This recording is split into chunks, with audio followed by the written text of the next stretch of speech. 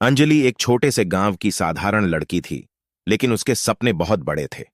वह डॉक्टर बनना चाहती थी ताकि अपने गांव के लोगों की सेवा कर सके। लेकिन उसकी आर्थिक स्थिति अच्छी नहीं थी और गांव में भी पढ़ाई के लिए बहुत कम सुविधाएं थीं। लोग भी अक्सर उसे कहते थे, अरे अंजलि, इतनी पढ़ाई लिखाई में क्यों अपना समय बर्बाद कर रही हो? हमारे गांव की लड़कियां तो जल्दी ही शादी कर लेती हैं। अंजलि इन बातों से निराश नहीं होती थी। उसे पता था कि उसकी मंजिल आसान नहीं है, लेकिन वह कभी हार मानने वाली नहीं थी। उसने तय कर लिया था कि चाहे कुछ भी हो जाए, वह डॉक्टर बनकर ही रहेगी।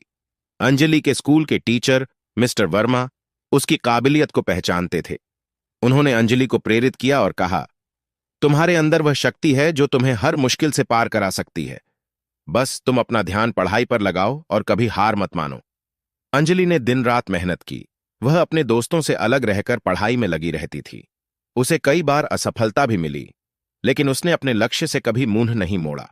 उसके माता पिता भी उसकी मेहनत देखकर प्रेरित हुए और उन्होंने जितना हो सकता था उतना समर्थन किया। आखिरकार अंजलि ने मेडिकल प्रवेश परीक्षा पास कर ली।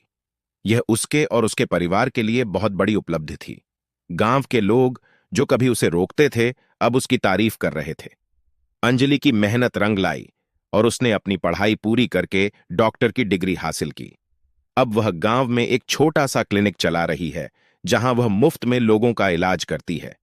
अंजलि की कहानी अब गांव की हर लड़की के लिए प्रेरणा बन गई है।